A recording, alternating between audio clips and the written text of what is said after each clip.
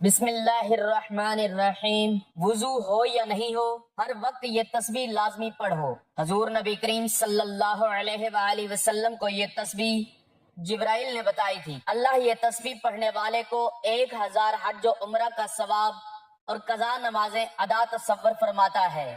یہ تسبیح چٹان کو ریزہ ریزہ، پانی کو روک دے، آگ کو بجھا دے اور گناہوں کو مٹا دے جیسے وہ خطا کار تھا ہی نہیں۔ وہ تسبیح یہ ہے۔ محترم ناظرین، اللہ تعالیٰ کی عبادت بجا لانے کے کچھ خاص لمحات ہوتے ہیں، لیکن اس کا ذکر اذکار کرنے کے لیے کوئی لمحات کی قید نہیں۔ انسان جب جہاں جیسے چاہے اللہ تعالیٰ کے ذکر سے اپنے دلوں کو منور کر سکتا ہے۔ کچھ اذکار ایسے ہیں جن کو باوضو حالت میں کرنا ضروری ہوتا ہے، لیکن ہمارا آج کا وظیفہ ایک ایسی خاص تسبیح کا عمل ہے جس کے لیے وضو ہونے کی بھی کوئی قید نہیں۔ اگر آپ کا وضو ہے یا نہیں ہے، آپ تب بھی یہ تسبیح کا عمل کر سکتے ہیں۔ یہ ایسی خاص اور مجرب تسبیح ہے کہ جو پیارے آقا حضرت محمد صلی اللہ علیہ وآلہ وسلم کو جبرائیل امین علیہ السلام نے بتائی۔ اللہ پاک اس تسبیح کے پڑھنے والے کو 1000 حج و عمرہ کا ثواب عطا کرتا ہے، اس کے تمام گناہ مٹا دیے جاتے ہیں۔ اس نے ساری زندگی اگر نمازیں ادا نہ کی ہوں تو اس کی قضا نمازیں ادا تصور ہوتی ہیں۔ یہ ایسی بابرکت اور طاقتور تسبیح ہے کہ اگر چٹان پر پڑھی جائے تو اس کو بھی ریزہ ریزہ کر دے، پانی کو روک دے، آگ کو بجھا دے اور انسان کی خطاؤں کو ایسے مٹاتی ہے کہ وہ کبھی خطا کار تھا ہی نہیں۔ تو یہ حضرت جبرائیل علیہ السلام کی طرف سے حضور پاک صلی اللہ علیہ وآلہ وسلم کو دیا گیا ایک خاص تحفہ ہے۔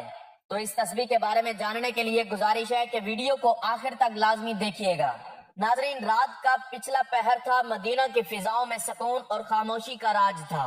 آسمانوں پر چمکتے ستارے گواہ تھے کہ آج کچھ غیر معمولی ہونے والا ہے۔ نبی کریم صلی اللہ علیہ وآلہ وسلم اپنی چادر رحمت میں لپٹے عبادت میں مصروف تھے کہ اچانک حضرت جبرائیل امین علیہ السلام نازل ہوئے، نور کی روشنی پھیل گئی، ہوائیں مہک اٹھی اور فرشتے ادب سے جھک گئے۔ حضرت جبرائیل نے کہا، اے محمد صلی اللہ علیہ وآلہ وسلم، میں ایک ایسا راز لے کر آیا ہوں جو قیامت کے دن بندے کو ایسا مقام عطا کرے گا کہ لوگ حیرت میں پڑ جائیں گے۔ اس کے چہرے سے نور یوں پھوٹے گا جیسے 14ویں کا چاند چمکتا ہے۔ سب کہیں گے یہ کون ہے؟ کوئی نبی ہے یا کوئی ولی یا کوئی مقرب فرشتہ ہے؟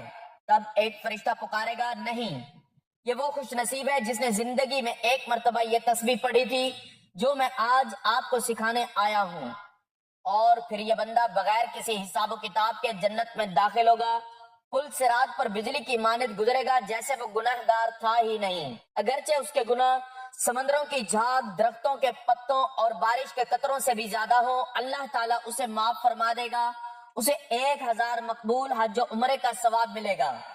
جو یہ تسبیح پڑھے گا اس کی تمام قضا نمازیں ادا تصور ہوں گی۔ یہ تسبیح اگر آگ پر پڑھی جائے تو وہ فوراً بجھ جائے گی، اگر چٹان پر پڑھی جائے تو وہ ریزہ ریزہ ہو جائے گی، اور اگر کوئی پیاسا ہو اور یہ تسبیح پڑھے تو فوراً سیراب ہو جائے گا۔ اگر کوئی بھوکا ہو اور یہ تسبیح پڑھے تو رزق کا دروازہ اس پر کھل جائے گا۔ اگر کوئی حافظ قرآن نہ بن پا رہا ہو تو اس تسبیح کے ذریعے اس کے حافظے میں قرآن سما جائے گا۔ محترم ناظرین، حضرت ابوبکر صدیق رضی اللہ تعالیٰ عنہ فرماتے ہیں، میں نے یہ تسبیح رات اور دن میں پڑھی اور مجھے وہ شرف نصیب ہوا جو دنیا کی سب سے بڑی دولت سے بڑھ کر تھا۔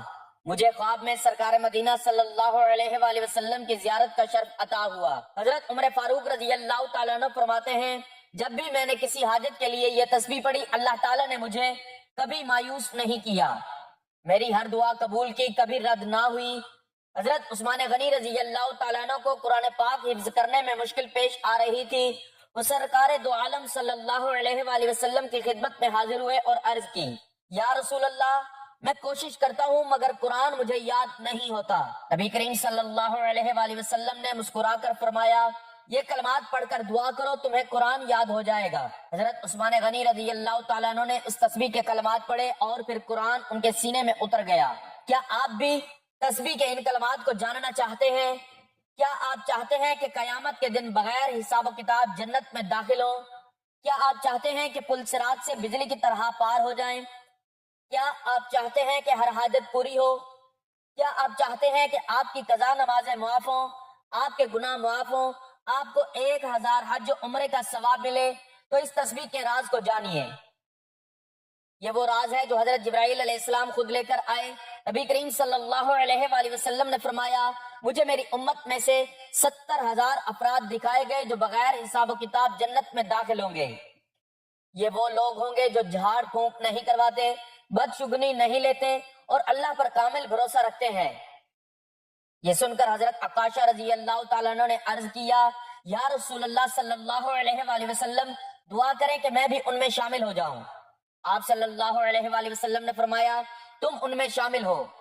پھر ایک اور شخص نے کھڑے ہو کر کہا، یا رسول اللہ میرے لیے بھی دعا کریں۔ آپ صلی اللہ علیہ وآلہ وسلم نے فرمایا، عکاشہ تم سے سبقت لے گئے۔ روز محشر کا دن سورج سوا نیزے پر ہوگا، زمین تانبے کی طرح تپ رہی ہوگی، لوگ پسینے میں ڈوبے ہوئے ہیں، ہر شخص خوف زدہ ہے کہ نہ جانے اس کے اعمال کا کیا فیصلہ ہوگا۔ اسی ہجوم میں ایک چہرہ چمک رہا ہوگا، نہیں بلکہ لوگ کہیں گے یہ تو نور ہے، ایسا نور جو 14ویں رات کے چاند کی طرح جگمگا رہا ہے۔ لوگ حیران ہوں گے، سرگوشیاں ہو رہی ہوں گی کہ یہ کوئی نبی ہے، کوئی مقرب فرشتہ، آخر یہ کون خوش نصیب ہے۔ اچانک آسمان سے ایک اعلان ہوگا، یہ وہ بندہ ہے جس نے اس تسبیح کو پڑھا تھا جو اللہ کے خاص بندوں کے نصیب میں لکھی گئی، اور پھر وہ شخص بغیر حساب کتاب جنت میں داخل ہو جائے گا۔ پل صراط پر یوں گزرے گا جیسے تیز ہوا کا جھونکا، اس کے تمام گناہوں کا نام و نشان تک نہیں رہے گا کہ وہ دنیا میں خطا کار تھا ہی نہیں۔ اس کو 1000 حج اور عمرے کا ثواب ملے گا، اس کی قضا نمازیں ساری معاف ہو جائیں گی۔ اس تسبیح کو پڑھنے والے پر جہنم کی آگ بجھ جائے گی۔ یہ تسبیح رزق کے دروازے کھول دیتی ہے، پہاڑوں کو ریزہ ریزہ کر دیتی ہے، حافظ قرآن کو ایسا حافظہ عطا کرتی ہے کہ الفاظ دل میں نقش ہو جاتے ہیں۔ حضرت عمر فاروق رضی اللہ تعالیٰ عنہ کہتے ہیں، میں نے یہ تسبیح پڑھی، میری ہر حاجت پوری ہوئی۔ حضرت علی رضی اللہ تعالیٰ عنہ فرماتے ہیں، جب میں تلوار تھامتا تو میرا دل اللہ کے نور سے روشن ہو جاتا، میں یہ تسبیح پڑھتا، زمین و آسمان کے درمیان پل باندھ دیے جاتے اور میری تلوار روشنی کی مانند لمبی ہو کر دشمن کے سینے میں اتر جاتی، میں جہاں چاہتا میرا وار وہیں پہنچ جاتا اور پہاڑ میرے سامنے پگھل جاتے۔ میری تلوار فولاد کی نہیں تھی بلکہ اس میں اللہ کے حکم کی بجلی دوڑتی تھی، دشمن میرا نام سنتے ہی لرز اٹھتے، میدان جنگ میں ضربوں سے گونجنے لگتا، میدان جنگ میری ضربوں سے گونجنے لگتا اور میں دیکھتا کہ فتح میرے قدموں میں آ گری۔ اللہ نے مجھے وہ ہاتھ عطا کیے جو ظلم کا بوجھ کاٹ دیتے، وہ بازو دیے جو حق کا جھنڈا بلند کرتے، اور وہ نظر دی جو آنے والے وقت کی چالوں کو بھانپ لیتی۔ مجھے جنگوں میں کامیابی میری طاقت سے نہیں بلکہ اس کامل یقین سے ملی کہ میں حق پر تھا اور حق کی حمایت میں میرا ہر بار بجلی کی کڑک اور ہر قدم شیر کی گرج تھا۔ یہ وہ خزانہ ہے جسے جبرائیل امین علیہ السلام خود لے کر آئے، وہ راز جو قیامت میں نجات کا ذریعہ بنے گا۔ یہ ایک حیران کن منظر تھا۔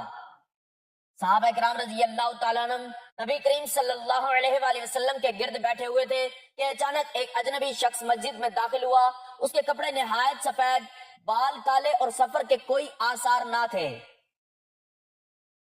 کسی نے اسے پہلے نہیں دیکھا تھا۔ وہ نبی کریم صلی اللہ علیہ وآلہ وسلم کے قریب آیا، بالکل سامنے بیٹھ کر گھٹنوں سے گھٹنے ملا دیے اور ہاتھ اپنی زانوں پر رکھ دیے۔ اس نے کہا، اے محمد صلی اللہ علیہ وآلہ وسلم، مجھے اسلام کے بارے میں بتائیں۔ رسول اللہ صلی اللہ علیہ وآلہ وسلم نے فرمایا، اسلام یہ ہے کہ تم گواہی دو کہ اللہ کے سوا کوئی معبود نہیں اور محمد صلی اللہ علیہ وآلہ وسلم اللہ کے رسول ہیں، نماز قائم کرو، زکوٰۃ ادا کرو، رمضان کے روزے رکھو اور استطاعت ہو تو حج کرو۔ اجنبی نے کہا، آپ نے سچ فرمایا۔ صحابہ کرام حیران تھے، یہ شخص سوال بھی کر رہا تھا اور خود ہی جواب کی تصدیق بھی کر رہا تھا۔ پھر اس نے پوچھا، مجھے ایمان کے بارے میں بتائیں۔ آپ صلی اللہ علیہ وآلہ وسلم نے فرمایا، ایمان یہ ہے کہ تم اللہ، اس کے فرشتوں، اس کی کتابوں، اس کے رسولوں، قیامت کے دن اور تقدیر پر ایمان رکھو، چاہے وہ اچھی ہو یا بری۔ اس شخص نے پھر وہی کہا، آپ نے سچ فرمایا۔ پھر اس نے پوچھا، مجھے احسان کے بارے میں بتائیں۔ رسول اللہ صلی اللہ علیہ وآلہ وسلم نے فرمایا، احسان یہ ہے کہ تم اللہ کی عبادت ایسے کرو جیسے تم اسے دیکھ رہے ہو، اور اگر یہ نہ ہو تو کم از کم یہ یقین رکھو کہ وہ تمہیں دیکھ رہا ہے۔ پھر اس اجنبی نے قیامت کی نشانیاں پوچھی اور کچھ نشانیوں کا ذکر کرنے کے بعد وہ چلا گیا۔ نبی کریم صلی اللہ علیہ وآلہ وسلم نے صحابہ سے پوچھا جانتے ہو یہ کون تھا؟ صحابہ نے کہا اللہ اور اس کا رسول صلی اللہ علیہ وآلہ وسلم بہتر جانتے ہیں۔ آپ صلی اللہ علیہ وآلہ وسلم نے فرمایا یہ جبرائیل تھے جو تمہیں تمہارا دین سکھانے آئے تھے۔ نبی کریم صلی اللہ علیہ وآلہ وسلم نے فرمایا قیامت سے پہلے دجال ظاہر ہوگا جو دنیا کا سب سے بڑا فتنہ ہوگا۔ وہ ایک آنکھ سے کانا ہوگا، اس کی دوسری آنکھ انگور کی طرح ابری ہوئی ہوگی۔ وہ لوگوں کو جنت اور جہنم دکھائے گا، لیکن اس کی جنت اصل میں جہنم ہوگی اور اس کی جہنم اصل میں جنت ہوگی۔ صحابہ حیران ہو کر سن رہے تھے۔ آپ صلی اللہ علیہ وآلہ وسلم نے مزید فرمایا وہ زمین میں 40 دن تک رہے گا، لیکن وہ دن اس طرح ہوں گے، پہلا دن 1 سال کے برابر، دوسرا دن 1 مہینے کے برابر، تیسرا دن 1 ہفتے کے برابر اور باقی دن عام دنوں جیسے ہوں گے۔ صحابہ نے فوراً پوچھا یا رسول اللہ صلی اللہ علیہ وآلہ وسلم جو دن 1 سال کے برابر ہوگا کیا اس میں ہم صرف 5 نمازیں پڑھیں گے؟ آپ صلی اللہ علیہ وآلہ وسلم نے فرمایا نہیں، بلکہ وقت کا حساب کر کے نمازیں ادا کرنا۔ پھر آپ صلی اللہ علیہ وآلہ وسلم نے فرمایا دجال پوری زمین پر تیزی سے سفر کرے گا، جیسے بادلوں کو ہوا اڑاتی ہے۔ وہ مدینہ اور مکہ میں داخل نہیں ہو سکے گا کیونکہ وہاں فرشتے اس کی حفاظت کریں گے۔ پھر نبی کریم صلی اللہ علیہ وآلہ وسلم نے دجال کے قتل کی خبر سنائی۔ حضرت عیسیٰ ابن مریم علیہ السلام دمشق کے مشرق میں سفید مینار پر اتریں گے، ان کے ہاتھوں میں نیزہ ہوگا، وہ دجال کو لطف اسرائیل کے قریب ایک جگہ میں قتل کریں گے۔ ایک رات جب مکہ خاموش تھا، رسول اللہ صلی اللہ علیہ وآلہ وسلم پر وحی کا نزول ہوا کہ اے محمد صلی اللہ علیہ وآلہ وسلم تمہیں آسمانی سفر پر لے جایا جائے گا۔ حضرت جبرائیل علیہ السلام آپ کو بیت المقدس مسجد اقصی لے کر گئے، جہاں تمام انبیاء نے آپ کے پیچھے نماز ادا کی۔ پھر آپ کا سفر آسمان کی طرف ہوا۔ پہلے آسمان پر حضرت آدم علیہ السلام سے ملاقات ہوئی، دوسرے آسمان پر حضرت یحییٰ اور حضرت عیسیٰ علیہ السلام، تیسرے آسمان پر حضرت یوسف علیہ السلام، چوتھے آسمان پر حضرت ادریس، پانچویں پر حضرت ہارون، چھٹے پر حضرت موسیٰ، ساتویں آسمان پر حضرت ابراہیم علیہ السلام سے ملاقات ہوئی جو بیت المعمور کے ساتھ ٹیک لگائے بیٹھے تھے۔ پھر آپ صلی اللہ علیہ وآلہ وسلم کو سدرۃ المنتہا تک لے جایا گیا، جہاں جبرائیل رک گئے اور کہا اے محمد صلی اللہ علیہ وآلہ وسلم اس سے آگے جانے کی مجھے اجازت نہیں، یہاں سے آپ کو اکیلے جانا ہوگا۔ اور پھر اللہ رب العزت سے ملاقات ہوئی، جہاں 50 نمازوں کا حکم ہوا جو بعد میں کم کر دی گئیں، لیکن ان کا اجر 50 ہی کا رکھا گیا۔ جب نبی کریم صلی اللہ علیہ وآلہ وسلم واپس آئے تو کفار نے مذاق اڑایا، لیکن ابو بکر صدیق رضی اللہ تعالیٰ عنہ نے کہا اگر محمد صلی اللہ علیہ وآلہ وسلم نے کہا ہے تو یہ سچ ہے۔ محترم ناظرین، حدیث قدسی ہے کہ نبی کریم صلی اللہ علیہ وآلہ وسلم نے فرمایا اللہ تعالیٰ فرماتا ہے اے میرے بندو میں نے اپنے اوپر ظلم کو حرام کیا اور تمہارے درمیان بھی ظلم کو حرام قرار دیا، بس تم ایک دوسرے پر ظلم نہ کرو۔ اے میرے بندو تم سب بھوکے ہو سوائے اس کے جسے میں کھلاؤں، بس مجھ سے کھانے کا سوال کرو میں تمہیں کھلاؤں گا۔ اے میرے بندو تم سب ننگے ہو سوائے اس کے جسے میں پہناؤں، بس مجھ سے لباس مانگو میں تمہیں پہناؤں گا۔ اے میرے بندو تم سب گمراہ ہو سوائے اس کے جسے میں ہدایت دوں، بس مجھ سے ہدایت طلب کرو میں تمہیں ہدایت دوں گا۔ اے میرے بندو اگر تم سب کے سب پہلے اور پچھلے انسان اور جن ایک میدان میں کھڑے ہو کر مجھ سے مانگو اور میں سب کو عطا کر دوں تو میرے خزانوں میں اتنی بھی کمی نہ ہوگی جتنا کہ سمندر میں سوئی ڈبونے سے پانی کم ہوتا ہے۔ نبی کریم صلی اللہ علیہ وآلہ وسلم نے فرمایا کیا تم جانتے ہو کہ مفلس کون ہے؟ صحابہ نے عرض کیا ہم میں مفلس وہ ہے جس کے پاس نہ درہم ہو نہ مال۔ آپ صلی اللہ علیہ وآلہ وسلم نے فرمایا میری امت کا مفلس وہ شخص ہوگا جو قیامت کے دن نماز روزہ اور زکوٰۃ لے کر آئے گا، لیکن اس نے کسی کو گالی دی ہوگی، کسی پر تہمت لگائی ہوگی، کسی کا مال کھایا ہوگا، کسی کا خون بہایا ہوگا، کسی کو مارا ہوگا، بس اس کی نیکیاں ان لوگوں میں بانٹ دی جائیں گی۔ اگر اس کی نیکیاں ختم ہو گئی اور حقوق باقی رہے تو ان لوگوں کے گناہ اس پر ڈال دیے جائیں گے اور پھر اسے جہنم میں ڈال دیا جائے گا۔ نبی کریم صلی اللہ علیہ وآلہ وسلم نے فرمایا بنی اسرائیل میں 3 شخص تھے، ایک کوڑی، دوسرا گنجا، تیسرا نابینا۔ اللہ تعالیٰ نے انہیں آزمانا چاہا، بس ان کے پاس ایک فرشتہ سب سے پہلے کوڑی کے پاس آیا اور پوچھا تمہیں کیا چیز سب سے زیادہ پسند ہے؟ اس نے کہا اچھا رنگ اور اچھی جلد، تاکہ لوگ مجھ سے نفرت نہ کریں۔ فرشتے نے اس پر ہاتھ پھیرا تو وہ خوبصورت ہو گیا۔ پھر پوچھا تمہیں کون سا مال پسند ہے؟ اس نے کہا اونٹ، بس اسے حاملہ اونٹنی دے دی گئی۔ پھر گنجے کے پاس آیا اور پوچھا تمہیں کیا پسند ہے؟ اس نے کہا اچھے بال، تاکہ لوگ مجھ سے نفرت نہ کریں۔ فرشتے نے اس پر ہاتھ پھیرا تو وہ خوبصورت ہو گیا۔ پھر پوچھا تمہیں کون سا مال پسند ہے؟ اس نے کہا گائے، پھر اسے حاملہ گائے دے دی گئی۔ پھر نابینا کے پاس آیا اور پوچھا تمہیں کیا پسند ہے؟ اس نے کہا اللہ مجھے بینائی عطا کرے تاکہ میں لوگوں کو دیکھ سکوں۔ فرشتے نے اس پر ہاتھ پھیرا تو وہ نابینا ٹھیک ہو گیا۔ پھر پوچھا تمہیں کون سا مال پسند ہے؟ اس نے کہا بکری، پس اسے حاملہ بکری دے دی گئی۔ یہ سب جانور بڑھتے گئے یہاں تک کہ ان کے پاس وادیاں بھر گئیں۔ پھر فرشتہ کوڑی کے پاس آیا، اس کی پرانی حالت میں آیا اور کہا مجھے کچھ دو، میں محتاج ہوں۔ اس نے کہا یہ سب میرا آبائی مال ہے۔ فرشتے نے کہا اگر تم جھوٹے ہو تو اللہ تمہیں پہلے جیسا کر دے۔ پھر وہ گنجے کے پاس گیا، اس نے بھی انکار کیا تو دعا دی کہ اللہ تجھے پہلے جیسا کر دے۔ پھر نابینا کے پاس آیا اور کہا میں مسکین اور مسافر ہوں، مجھے کچھ دو۔ اس نے کہا یہ سب مال اللہ کا دیا ہوا ہے، لے جتنا چاہے۔ فرشتے نے کہا اپنا مال اپنے پاس رکھ، یہ محض آزمائش تھی، اللہ تجھ سے راضی ہوا اور تیرے ساتھیوں سے ناراض ہو گیا۔ ناظرین، ایک عظیم راز حضرت جبرائیل علیہ السلام کی لائی ہوئی وہ خاص تصویر رات کا پچھلا پہر تھا۔ مدینہ کی فضاؤں میں سکون اور خاموشی کا راج تھا۔ آسمان پر چمکتے ستارے گواہ تھے کہ آج کچھ غیر معمولی ہونے والا ہے۔ نبی کریم صلی اللہ علیہ وآلہ وسلم اپنی چادر رحمت میں لپٹے عبادت میں مصروف تھے کہ اچانک حضرت جبرائیل امین علیہ السلام نازل ہوئے۔ نور کی روشنی پھیل گئی، ہوائیں مہک اٹھی اور فرشتے ادب سے جھک گئے۔ جبرائیل علیہ السلام نے کہا اے محمد صلی اللہ علیہ وآلہ وسلم، میں ایک ایسا راز لے کر آیا ہوں جو قیامت کے دن بندے کو ایسا مقام عطا کرے گا کہ لوگ حیرت میں پڑ جائیں گے۔ اس کے چہرے سے نور یوں پھوٹے گا جیسے 14ویں کا چاند چمکتا ہے۔ سب کہیں گے یہ کون ہے؟ کوئی نبی یا کوئی ولی یا کوئی مقرب فرشتہ ہے۔ تب ایک فرشتہ پکارے گا نہیں، یہ وہ خوش نصیب ہے جس نے زندگی میں ایک مرتبہ یہ تصویر پڑھی جو میں آج آپ کو سکھانے آیا ہوں، اور پھر اس بندے کے گناہوں کو بخش دیا جائے گا جیسے وہ کبھی خطا کار تھا ہی نہیں۔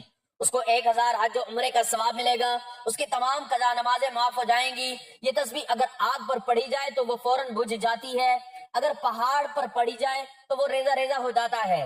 ان کلمات کے ذریعے رزق میں فراوانی ہوتی ہے، اور وہ بابرکت تصویر یہ ہے لا الہ الا اللہ الملک الحق المبین، لا الہ الا اللہ الحکم العدل المتین، وربنا آباؤنا الاولون، لا الہ الا انت سبحانک انی کنت من الظالمین۔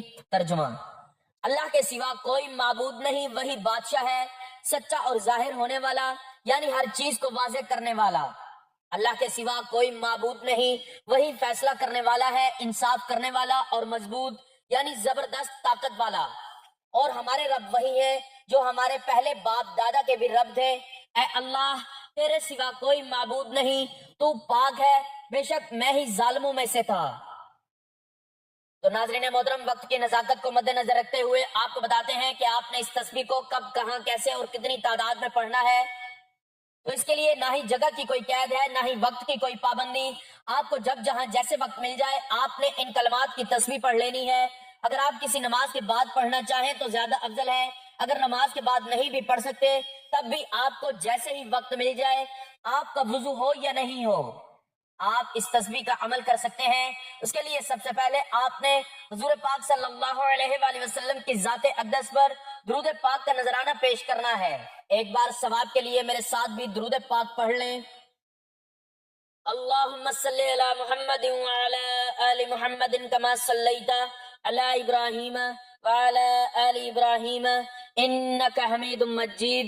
اللہم بارک علی محمد وعلی آل محمد کما بارکت علی ابراہیم وعلی آل ابراہیم انک حمید مجید۔ درود پاک پڑھنے کے بعد آپ نے 3 مرتبہ سورۃ الفاتحہ کی تلاوت کر لینی ہے، اور اس کے بعد آپ نے مکمل ایک تسبیح ہاتھوں کی انگلیوں پر یا تسبیح کے دانوں پر گن کر ان کلمات کی پڑھ لینی ہے۔ لا الہ الا اللہ الملک الحق المبین، لا الہ الا اللہ الحکم العدل المتین، وربنا آباؤنا الاولون، لا الہ الا انت سبحانک انی کنت من الظالمین۔ پورے 100 مرتبہ یہ تسبیح پڑھنے کے بعد آپ نے ایک تسبیح استغفر اللہ کی پڑھ لینی ہے، اور پھر اتنا ہی درود پاک پڑھ لینا ہے جتنا وظیفہ شروع کرنے سے پہلے پڑھا تھا۔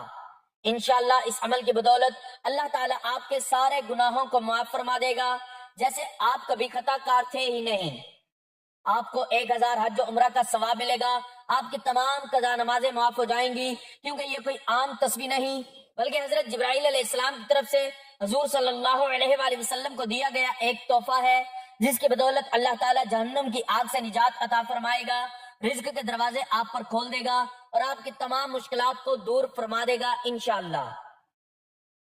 حضرت علی کرم اللہ وجہ الکریم کا شمار ان ہستیوں میں ہوتا ہے جو عدل و انصاف، حلم و بردباری اور شجاعت میں بے مثال تھے۔ ایک مرتبہ کا واقعہ ہے کہ حضرت علی رضی اللہ تعالیٰ عنہ کوفہ میں قاضی کے منصب پر تھے۔ ایک دن ایک بوڑھا شخص عدالت میں حاضر ہوا اور کہا، اے امیر المؤمنین، میں ایک مسافر ہوں اور میری ساری جمع پونجی راستے میں کھو گئی ہے، اب میرے پاس کچھ نہیں بچا، میں سخت پریشان ہوں، میری کوئی مدد کیجیے۔ حضرت علی رضی اللہ تعالیٰ عنہ نے نہایت شفقت سے اس بوڑھے کی طرف دیکھا اور فرمایا، تم کس شہر سے آئے ہو؟ بوڑھے نے جواب دیا، میں شام کا رہنے والا ہوں۔ حضرت علی کرم اللہ وجہ الکریم نے مزید پوچھا، تمہارا پیشہ کیا ہے؟ بوڑھے نے کہا، میں مزدور ہوں، اب بڑھاپا آ گیا ہے اور میرے لیے محنت و مشقت کرنا ممکن نہیں رہا۔ حضرت علی رضی اللہ تعالیٰ عنہ یہ سن کر انتہائی افسوس میں مبتلا ہو گئے اور فرمایا، یہ کیسا انصاف ہے کہ جب تک تمہاری جوانی اور طاقت تھی تمہیں کام پر لگایا گیا، لیکن جب تم کمزور اور ناتواں ہو گئے تو تمہیں بے یار و مددگار چھوڑ دیا گیا۔ اس پر حضرت علی رضی اللہ تعالیٰ عنہ نے فوراً بیت المال کے نگران کو بلایا اور حکم دیا کہ اس بوڑھے شخص کا وظیفہ مقرر کیا جائے اور اسے روزانہ بیت المال سے خرچ دیا جائے تاکہ وہ عزت کے ساتھ زندگی گزار سکے۔ پھر حضرت علی رضی اللہ تعالیٰ عنہ نے نہایت سختی سے فرمایا، یہ کوئی انصاف نہیں کہ ہم اس کی جوانی کی محنت سے فائدہ اٹھائیں اور جب یہ بوڑھا ہو جائے تو اسے بے سہارا چھوڑ دیں۔ یہ اسلامی حکومت کا فرض ہے کہ وہ اپنے ضعیف اور معذور شہریوں کا پورا خیال رکھیں۔ یہ سنتے ہی مجلس میں بیٹھے تمام افراد حیرت زدہ رہ گئے کہ غیر مسلم بوڑھے کے لیے بھی حضرت علی کرم اللہ وجہ الکریم نے اتنا رحم اور عدل کا مظاہرہ کیا کہ آپ رضی اللہ تعالیٰ عنہ نے نہ صرف فوری مدد فراہم کی بلکہ اسلامی حکومت کے عدل و انصاف کی ایک روشن مثال قائم کر دی۔ یہ واقعہ اس بات کا ثبوت ہے کہ حضرت علی کرم اللہ وجہ الکریم کے عدل و انصاف کی کوئی حد نہ تھی اور وہ ہر انسان کو برابر سمجھتے تھے، چاہے وہ کسی بھی مذہب یا نسل سے تعلق رکھتا ہو۔ اللہ تعالی ہم تمام مسلمان بہن بھائیوں پر فضل و کرم فرمائے، آمین یا رب العالمین۔ دعا ہے کہ اللہ تعالیٰ میرا سنانا اور آپ کا سننا اپنی بارگاہ میں قبول و منظور فرمائے، آمین۔ ناظرین، گزارش ہے کہ اللہ تعالیٰ کے 99 ناموں میں سے ایک نام لکھ کر کمنٹس میں ضرور شیئر کریں۔ اللہ تعالیٰ ہم سب کا حامی و ناصر ہو، آمین، جزاک اللہ۔